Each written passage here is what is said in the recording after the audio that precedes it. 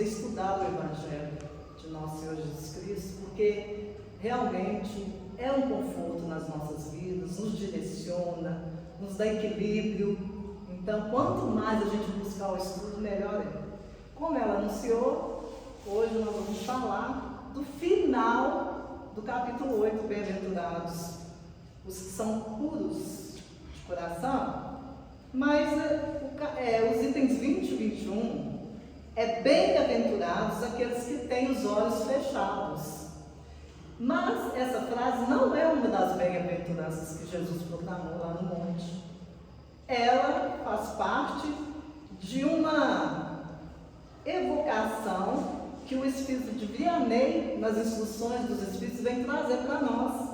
Porque o Vianney, ele foi evocado por Kardec para poder vir conversar com uma menina, uma senhora, uma pessoa cega, que pediu que evocasse Vianney para que a curasse da cegueira.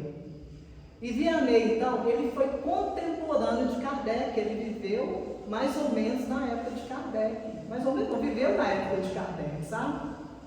Porque a codificação foi entre 1857 e 1869, e ele nasceu nessa época. Segundo alguns biógrafos, o Vianney, ele combateu veementemente as mesas girantes. Então aconteceu na época dele, ele como padre, ele não aceitava muito aquelas coisas de Kardec, não, aquelas doideiras de Kardec, não.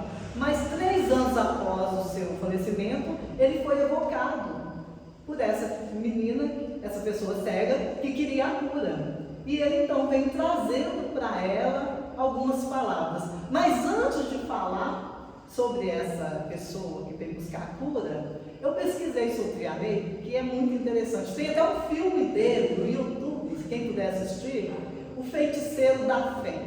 É muito interessante, porque o Vianney, ele desde criança, ele queria ser padre. Aos 4 anos de idade, quando os pais levavam ele na igreja, ele já falava que ele ia ser padre. Então aqueles menininhos piquititinhos não sabem nem começar a dizer, ele quer ser padre, não sabe nem o que era. Mas ele adorava a missa, e os pais sempre o levavam. Então a missa foi crescendo com essa convicção, mas tinha uma vida muito dura, era camponês, muito pobre, e quando ele foi crescendo, ele teve que auxiliar o pai na agricultura. E quando ele era pequeno ainda, criança, ele não teve condições nem de frequentar a escola, porque era a época da Revolução Francesa, e ele não tinha condições, porque os padres pararam de... Quem dava aula naquela época eram os padres, abria lá aquela escolinha no vilarejo lá, e ele morava numa aldeia, então não teve aula. Mas ele era louco para aprender a ler. Aí quando ele estava jovem, com seus 18 anos, um padre foi para lá, para aquela aldeia, e abriu uma escola, digamos assim. Ele então passou a estudar naquela escola. Estudou por 2 anos, porque o pai não aceitava de jeito nenhum que braços fortes, igual do filho dele, fossem estudar e deixassem ele trabalhando sozinho. Gente, a gente vê que até há pouco tempo, quer dizer, eu acho que até hoje deve existir nessas roças, os pais que não deixam os filhos estudar, isso é bobagem, isso é coisa de cidade, vai trabalhar na terra, o que eu fiz, o que eu aprendi, eu vou ensinar para vocês, não tem dia de ficar indo aprender, ilustrar, não, isso é bobagem. Então, com ele era assim, mas ele não tirava da cabeça a vontade de ser padre, era no íntimo dele uma força tão grande, que ele sempre queria aquilo. Aí com 18 anos apareceu um padre e abriu uma escola lá naquela aldeia. Ele ficou doido, falou, não, agora eu vou estudar. E tentou conciliar, estudando, ajudando o pai sempre brigando, não aceitando, e ele tentando estudar. Aí ficou só 2 anos estudando. Mas aí, por ele ter conhecido esse padre, que era um professor lá, ele cada vez conversava mais, mesmo que não ia na escola, não tem piquetinho ali, ele conversava com o padre, e o padre convenceu a ir para o seminário, para estudar. Ele falou, mas como que eu vou? Meu pai não aceita nem eu para a escola, como é que eu vou sair para ir para o seminário? Aí conversou com a mãe. Você já viu quando a mãe quer ajudar o filho? Dá um jeitinho, Ela fala, nem que ela fala, até eu falar, vai, para, chega, vai. Então ela E ele foi para o seminário. Mas chegou lá, ele teve muita dificuldade. Os colegas riam dele o tempo todo, porque ele era um verdadeiro capial. Eu não conseguia nem conversar direito. Eu não sabia ler direito francês, não sabia escrever, porque ele falava um dialeto da cidade dele, da aldeia. Então foi com muita luta que ele começou, ele foi estudando, porque ele tinha, acima de tudo, vontade. Olha só, desde 4 anos de idade que ele já sabia o que ele queria. Então já é dando para nós uma lição do querer, da vontade. Porque quando eu quero realmente algo, eu consigo. Mas não é aquele querer assim, será? Não sei, será? Até nas nossas orações, às vezes a gente fala assim, oh meu Deus, eu não sei se eu mereço. Não, a gente acha que isso é humildade, né? Isso é falta de convicção, é falta de fé. Eu não sei se eu mereço, mas se por acaso eu merecer, gente, nós queremos ou não queremos? Deus fala assim, meu filho, não vou te ajudar não, porque não tem jeito não, né? Eu coloco Deus como homem, igual a gente, né?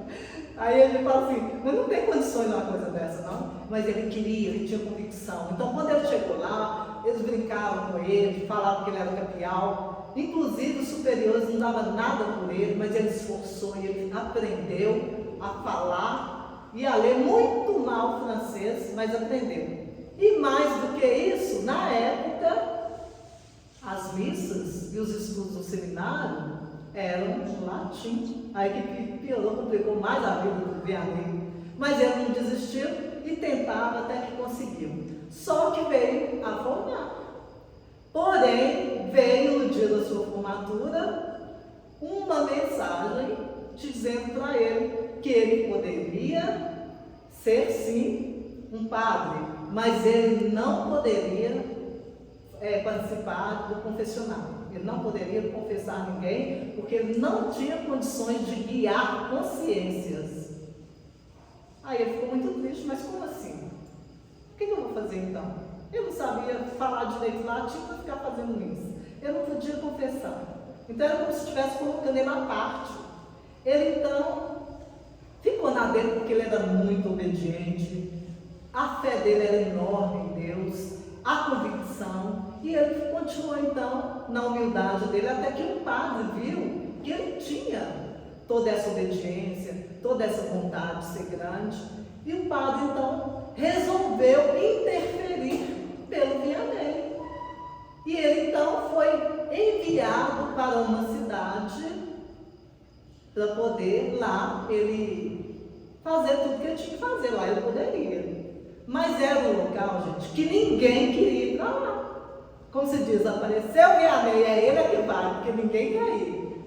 Era uma cidade que tinha 200 habitantes. E era a cidade de Damas. A cidade, esses 200 habitantes, segundo os historiadores, não era, o pessoal lá não era pobre não, era miserável. Miserável não só do dinheiro, das condições materiais, mas também miseráveis de moral. As tabernas ficavam lotadas e ninguém ia para a igreja. Então o padre que estava lá, o último padre, ele simplesmente desistiu e foi embora. Eles gostaram, inclusive o filme já começa assim, quando ele está chegando na cidade e ele para, porque ele chegou na cidade com uma carroça, não tinha quase nada. Alguns poucos pertences e livro, a carroça estava quase cheia de livro, porque ele falava que o que ele tinha realmente de poderoso eram os livros. E quando ele chega na entrada da cidade, ele estava meio perdido, sem saber para onde que ia, no meio do mato, naquela época não tinha GPS, não tinha placa, não tinha nada, ele totalmente perdido, quando vai aparecer um menino, um jovem, guiando lá alguns bois, algumas vacas, ele então chama aquele menino e pergunta para ele, como que eu faço para chegar em Dares? Onde que é essa cidade? Ele fala, não, segue por ali, explica para ele direitinho como que chegaria na cidade.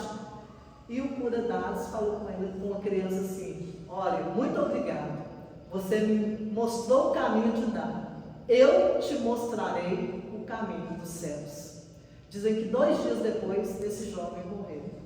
E aí, realmente, ele teve a oportunidade de conversar um pouquinho com Dar e despertar para que fizesse algo melhor, né, na sua vida, além da vida material. Aí o Dades, quando chega na cidade, aí até então era Vianney, Dades é a cidade.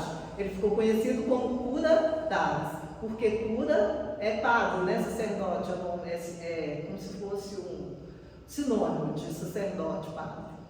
Quando ele chegou na cidade, então, agora eu estava falando, o povo miserável queria só saber de taberna, de confusão, de bebedeira. Inclusive, eles queriam até expulsar ele de lá, porque não precisava de padre lá, não, porque ele foi fazer lá, que ele ia atrapalhar todo mundo. Mas ele foi insistindo, ele chegou com aquele jeitinho, querendo conversar com as pessoas, todo mundo fazendo pouco caso dele. Aí, como ele viu que a igreja estava muito vazia, ele toda manhã ele levantava, ia lá para a igreja e falava, conversava com Deus e falava: oh meu Deus, me ajude a trazer esses fiéis para cá, não por causa de número, não quero número não, eu quero auxiliar esses corações para que eles possam despertar para os reais valores da vida.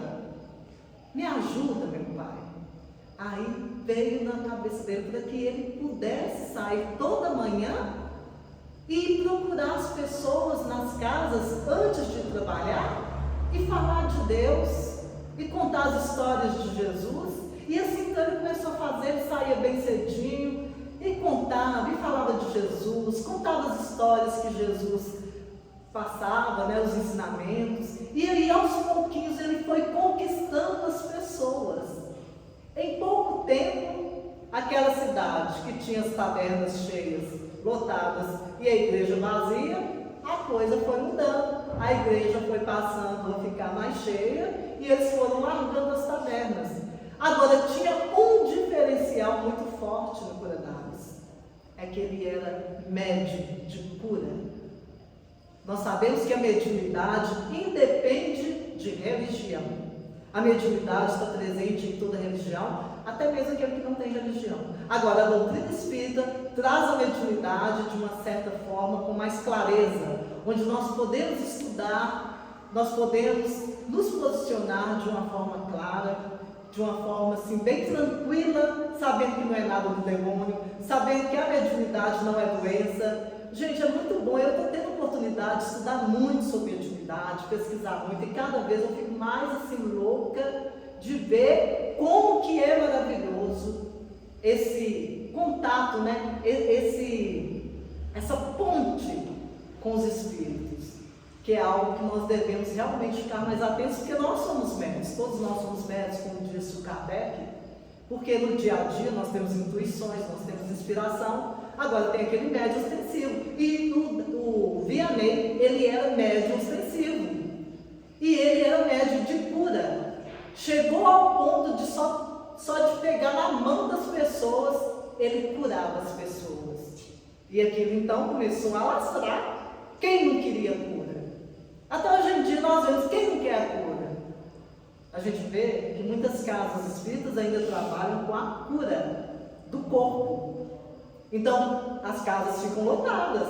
Nós vimos que durante a pandemia, quando nós tivemos que ficar todos separados, e muitos não puderam buscar a cura, acabaram que tiveram de curar em casa.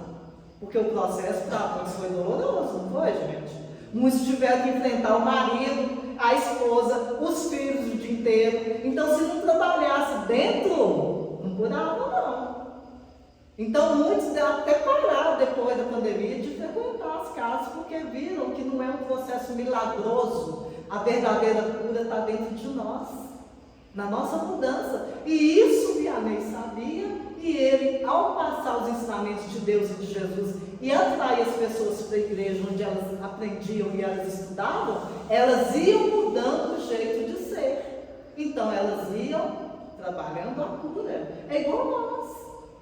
Nós muitas vezes buscamos a cura só do corpo físico. É natural? É certo? É. Devemos procurar, sim. A medicina está aí cheia de recursos para que nós possamos buscar a medicina. Mas muitas vezes as dores da alma nós precisamos de buscar com estudos, com esclarecimento, posicionando diferente na vida, entendendo o que a vida quer de nós, entendendo o que nós somos diante das oportunidades, aí sim nós vamos curando, nós vamos pensando, meditando e vamos realmente nos curando. Mas devido ao processo do Vianney curar, ele foi atraindo multidões. Nós sabemos que hoje em dia, assim, se falar que na Casa do Caminho está tendo um fenômeno qualquer, começa a fazer fila para entrar. O Chico, com toda a obediência dele, com toda a simplicidade, com toda a humildade, ele atraía multidões por causa da mediunidade, por causa também da sua postura de amor, postura de passar para as pessoas sobre Deus. E assim também era o Cura-Daves. E diante daquela situação, daquela postura, aquela cidade que tinha 200 habitantes passou a atrair mais outros. Então a cidade foi ficando lotada. E as tabernas vazias, e a igreja cada vez mais cheia. E ele que cuidava de tudo na igreja, fazia sua comida, cuidava de tudo, passou a ficar defeitado. Então ele passou a dormir apenas 2 horas por noite. Mas ele falava que tá bom, se eu comer qualquer coisa e descansar por 2 horas, eu tenho uma saúde perfeita, eu estou pronto para recomeçar. Assim também nós sabemos que era o Chico, né? O Chico, ele dormia 3 horas por noite. Quando ele estava psicografando o livro Paulo Estevam, era no horário de almoço, ou então à noite. Ele não tinha prazo de ficar descansando, não, a gente quer descansar. Ah, não, quer saber? Hoje eu vou na Casa do Caminho, não, porque eu estou tão cansada, né? Vou ficar em casa com as pernas para cima, relaxar. A gente quer descanso o tempo todo. E essas pessoas que trabalham mesmo para o bem, para a humanidade, não pensam em descanso, não. Inclusive, tem o caso do Chico, que ele, quando ele estava psicografando no livro Paulo Estevam, ele chegou em casa já tarde da noite, madrugada, porque ele não tinha horário. Ele trabalhava enquanto ele tinha condições. Aí, quando ele chegou em casa, ele tinha muito gato, ele gostava de gato. A casa estava cheia de sujeira de gato. Os gatos tinham feito cocô na casa inteira. Ele olhou para aquilo, aquele mau cheiro. Ele cansado, ele falou, não é possível. Hoje eu vou dar uma de bobo. Porque nós damos uma de bobo, né? O Chico não. Mas ele pensou assim, hoje eu não estou aguentando, eu estou muito cansado. Aí quando ele lá ia recolher caladinho, como se diz, escondendo de todo mundo dos espíritos, quem que aparece? Emmanuel, né, que não dava sossego. Emmanuel falou, Chico, peraí, onde você vai? Emmanuel, eu vou descansar, eu estou cansado demais. Olha, você vê, eu psicografei até agora, ele explicava para Emmanuel, né? Ele falava, Emmanuel, eu fiquei psicografando até agora, ainda há pouco, eu estou cansado demais, eu vou descansar, Emmanuel. Não, senhor, você vai deixar essa porcaria, essa sujeira para as suas irmãs, a hora que levantar? Nada disso. Lá vai o Chico pegar a vassoura, rodo e limpar tudo na maior obediência. Gente, eu fico pensando, se fosse nós com o Emmanuel assim da vida, eu acho que a gente ia ser rebelde demais. Emmanuel não ia aguentar a gente, não. Mas aí o Vianney também era assim, obediente, resignado, ele fazia tudo, ele prestava ajudar a todas as pessoas. E a igreja foi só aumentando, os fiéis só aumentando. E ele tinha muita dificuldade, porque desde quando ele estava fazendo estudando para padre, ele não era orador, ele não conseguia ficar falando bonito. Muitas vezes na homilia, quando ele começava a falar, ele perdia as frases, ele não conseguia terminar a frase, então ele descia ali do culto totalmente chateado, triste, porque não conseguia terminar as frases, ele não conseguia falar direito. E ele continuava assim, mas ele tinha um coração tão grande, ele falava tanto de Deus. No confessionário, ele falava de um Deus tão bondoso que ele contagiava as pessoas. Ele conseguia passar a grandeza de Deus nas suas palavras. E as pessoas, então, gostavam cada vez mais dele, gostavam da vida que estava levando, que estava mudando. Não estava achando peso na vida, né? E aí, ele, com 87 anos, ele desencarna tranquilo, morte natural. Mas antes de desencarnar, as pessoas viram que ele estava chorando muito. Aí uma pessoa chegou perto dele e falou para ele, por que você está chorando assim, Guilherme? O que está acontecendo? Você está sentindo alguma dor? Ele falou, não, eu não sinto nenhuma dor. Quer ver? Olha, eu até copiei aqui para ver como que é bonito e fala, o jeito que ele fala. Ele fala assim: choro pensando na grande bondade de nosso Senhor em vir visitar nos últimos momentos. Gente, é bonito demais. Nós queremos que Jesus apareça para nós. Nós queremos, igual Paulo de Tarso, que ficou cego diante da luz imensa de Jesus. O próprio Chico, segundo também narra, quando Chico desencarnou, foi Jesus que veio buscar, e a mãezinha dele. Inclusive, ele já estava com o corpo bem assim, o corpo já estava bem ruinzinho, né? Então, diz que a mãe dele ficou com ele no colo o tempo todo, enquanto as pessoas vinham e voltavam, porque todo mundo queria visitar, todo mundo queria ver Chico. Aí a mãezinha ficou lá segurando para resistir aqueles últimos momentos. E o próprio Jesus também veio encontrá-lo. E Vianney fala isso. A bondade do nosso Senhor Jesus Cristo em vir visitar-nos. Então, é o prêmio que a pessoa que confia, a pessoa que vive, que levanta a cabeça, que entende da vida, recebe. Nós queremos receber o prêmio agora, nós queremos ser felizes, nós queremos ter de tudo, nós queremos brilhar, nós queremos que tudo aconteça a meu favor. Mas nós não vamos conseguir ver Jesus não, porque aquele que já recebeu a recompensa, né? Então, não precisa da recompensa. Mas aí, acontece, eu vou ler aqui, vou entrar um pouquinho na lição de Vianney, porque quando ele desencarnou, 3 anos depois, ele é evocado por essa pessoa cega pedindo a cura. Agora nós entendemos por quê, porque ele curava mesmo. Ele curava só de olhar para a pessoa, só de pegar na mão da pessoa, de dar um abraço. A gente já pensou que maravilha? A gente também vai querer curar as pessoas. Mas o que a gente está fazendo na nossa vida? O que nós estamos pensando? O que nós estamos enxergando para a gente poder ter esse mérito? É lógico que a vontade de curar a outra é como nós precisamos de curar primeiro a nós mesmos, né? Então, o Vianney, quando ele é evocado, ele fala: meus bons amigos, por que me haveis chamado? É para me fazer impor as mãos sobre a pobre sofredora que está aqui e a cure? Ah, que sofrimento, meu Deus! Ela perdeu a vista e as trevas se fizeram para ela. Pobre criança, que ore e espere. Não sei fazer milagres sem a vontade do bom Deus.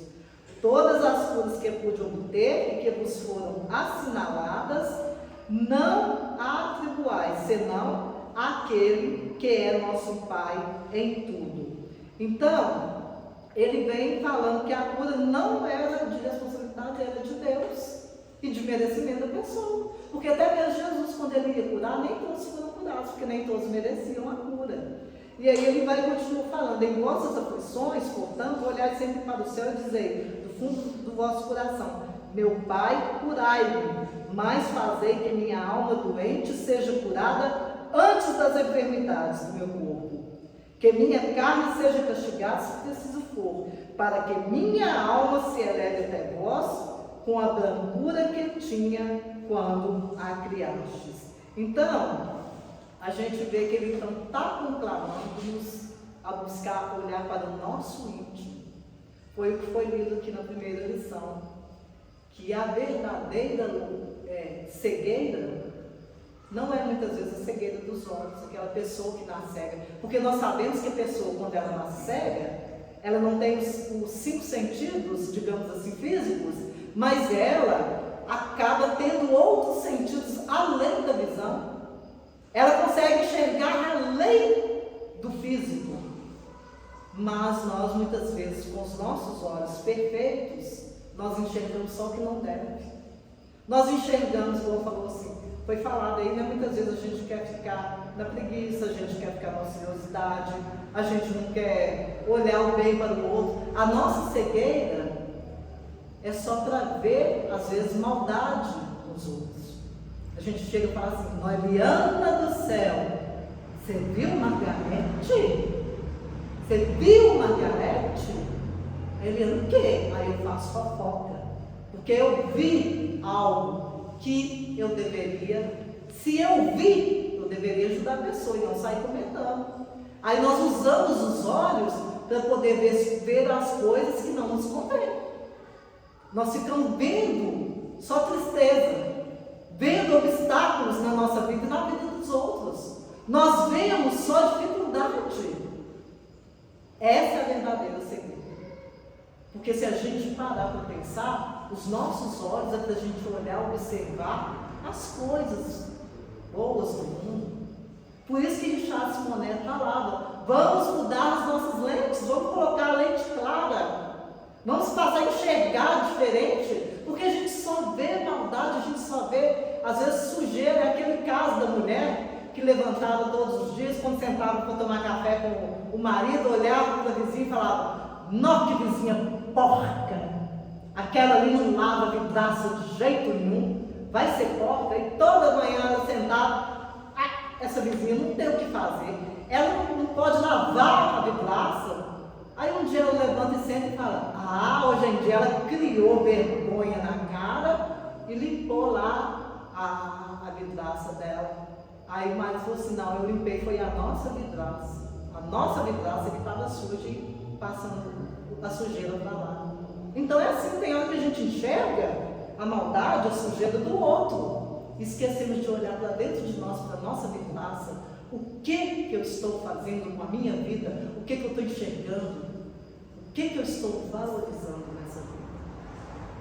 E Chico também, quando a gente vai contar, eu gosto de contar os casos dele, porque ele tinha muito problema no olho. Ele tinha um olho que chegava a sangrar, tinha uma catarata que doía muito no olho esquerdo. E o pai do Chico, o João Cândido, ele falava assim, não tem condições, Chico? Você ajuda tanto esse povo, ajuda os pobres, ajuda esses espíritos aí, que eu não entendo. Por que esses espíritos não te ajudam? Você sente tanta dor, Chico. Pede esse doutor Bezerra aí para ajudar, não tem base não, não tem desse não, Chico.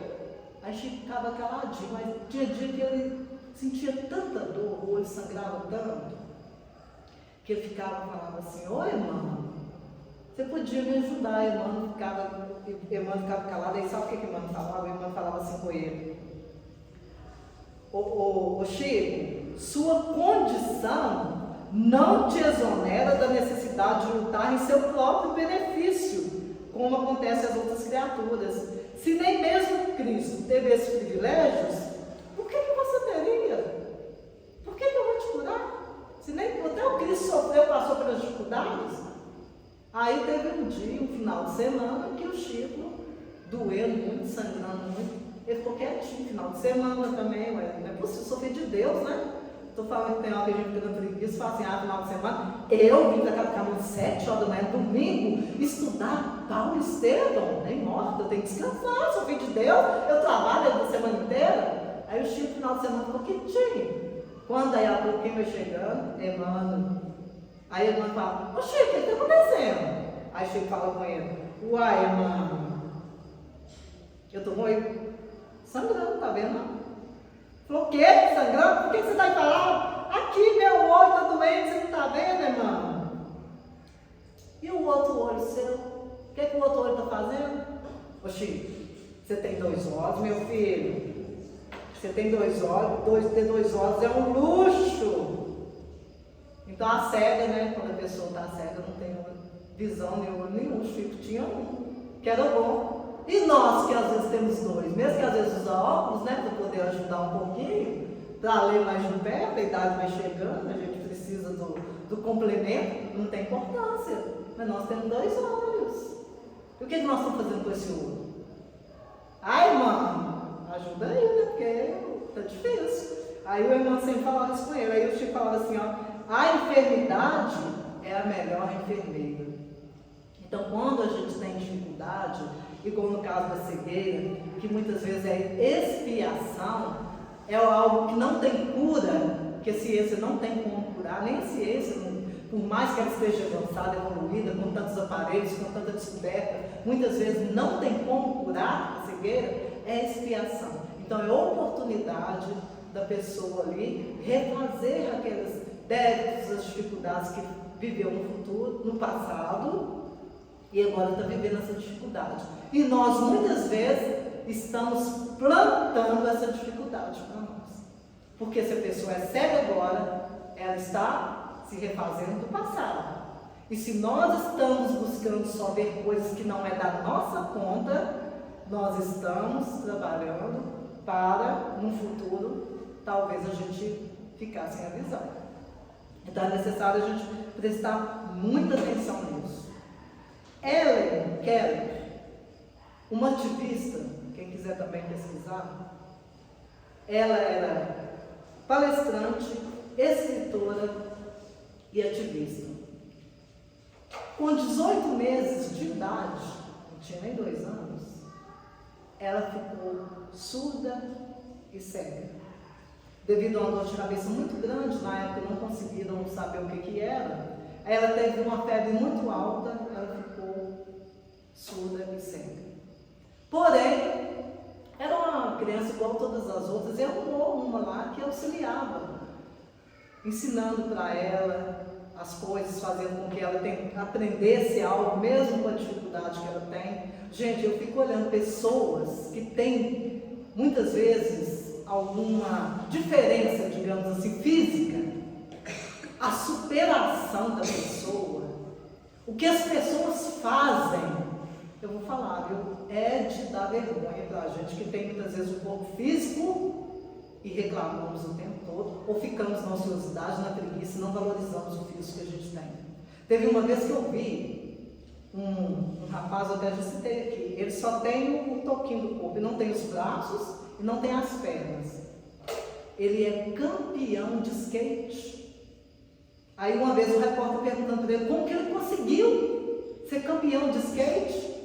Aí ele falou que ele via o campeão mesmo, né, que eu não sei o nome, qual me foge da memória, ele via o campeão fazendo aquelas descidas, porque é meio louco, né, gente? Aqueles negócios sobe, desce, vira, o Vanderlei aqui da casa que adora, né? Então, ele via lá o campeão e começou a aproximar do campeão e vendo ele fazendo tudo aquilo, achou maravilhoso. E um dia estava lá viajando, olhando, esse campeão, esse homem chegou perto dele e falou com ele assim: você está gostando? Ele falou: nossa, eu acho lindo, admiro demais. Então por que você não vem? Ele falou: olha a minha condição. Ele falou: que condição? Você pode. E começou então a proclamar, a treinar. Ele começou a treinar, aí ele falando com o repórter: hoje eu vou com as asas da minha vontade.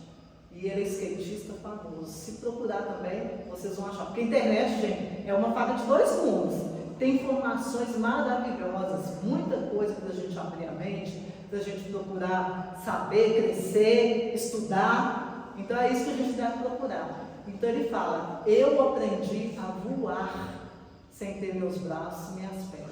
Então superação o tempo todo. A pessoa que é cega, ela muitas vezes ela trabalha essa superação. E essa Helen Keller, ela fez coisas que ninguém imagina.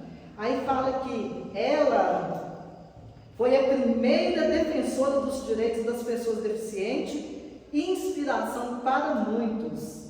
E ela tinha algumas frases que eu fiz questão de copiar e faço questão de ler e peço a vocês que gravem na minha mente, para eu poder sair daqui pensando nisso. Olha aqui uma das frases dela, que eu não peguei todas. Concentre-se no positivo e você será feliz. Concentre-se no positivo e você será feliz. Tem hora que nós só reclamamos. Nós estamos traindo, é só coisa ruim para nós mesmo, Vamos concentrar nas coisas positivas, vamos acreditar, vamos orar, vamos conversar com Deus, elevar nosso pensamento, porque nós vamos conseguir. Seu futuro depende de você. O que eu estou procurando não está fora, está dentro de mim. Olha só, uma pessoa cega falando, porque ela meditava o tempo todo. Ela não via o exterior, ela via o que estava dentro dela. Então tem hora que nós buscamos no exterior a felicidade, buscando harmonia, buscando sucesso, buscando paz fora de nós, não é dentro, está dentro de nós. Vamos passar a buscar isso dentro de nós, enxergar em mim. Conviver com pessoas negativas não vai ajudar você a realizar seus sonhos. Então escolha os amigos com mais sabedoria. Então às vezes a gente fala assim, fulano é meu amigão, eu chego perto dele e falo assim, não, estou doida para mim poder fazer isso assim, assim. Como é que você é bobo assim? Você não consegue fazer isso não? Deixa ser trouxa. Onde você vai conseguir isso? Aí fica só com coisas negativas. Então vamos escolher os amigos com sabedoria, que vai nos elevar, vai nos auxiliar também. E a gente também, como amigo, auxiliar as pessoas. Diante das nossas falas, falar coisas mais positivas, acreditar mais. Então, quando a gente fala em ter visão, é isso, é acreditar. O mundo está cheio de possibilidades, a vida está cheia de possibilidades. Nós temos N situações para nós sermos felizes. Basta buscar primeiro dentro de nós e depois a gente olhar ao redor, buscando o positivo, buscando ver o bem das pessoas, não o mal, buscando ver o lado que a pessoa tem, que eu possa aprender e tirar algo daquilo. Se eu puder auxiliar, bem, se eu não puder, eu tiro para mim o aprendizado. Então é elevar os nossos olhos, olhar para cima, não ficar olhando para baixo, não tem hora que a gente só olha para baixo. A gente vai abaixando, fica até assim, vai abaixando o ombro, vai ficando aquela coisa. E aí, como é que você está? Você está bem?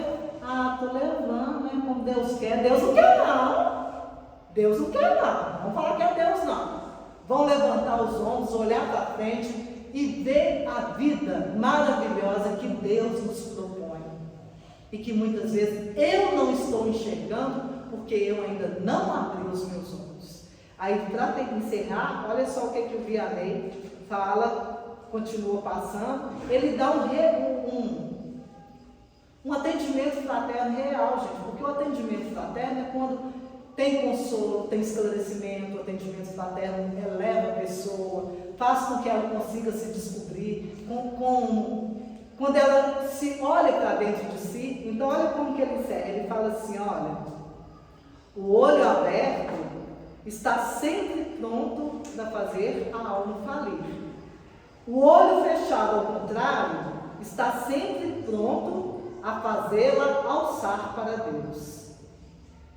Crede-me, meus bons e caros amigos, a cegueira dos olhos é frequentemente a verdadeira luz do coração, enquanto que a vista é frequentemente o anjo tenebroso que conduz à morte. E agora, algumas palavras para ti, minha pobre sofredora. Espera e tem coragem. Se te dissesse, minha filha, teus olhos vão se abrir, como serias ditosa? E quem sabe se essa alegria não te perderia? Tem confiança no bom Deus, que fez a felicidade e permite a tristeza. Farei por ti tudo o que lhe for permitido, mas a teu turno, ora, e sobretudo, medita em tudo que acabo de te dizer. E eu completo quando Jesus falou que se o seu olho é motivo de escândalo, arrancar. Ou seja, vamos ver coisas positivas. Vamos fazer jus a esse bem precioso que Deus nos deu, para que nós possamos cada vez mais sermos felizes, sempre olhando para dentro de nós e querendo crescer, querendo ser melhor, sendo amigos mais positivos para os nossos amigos, e aquele que ainda não é muito positivo, ter mais paciência com eles, né? Que Jesus nos abençoe, hoje e sempre, que assim seja.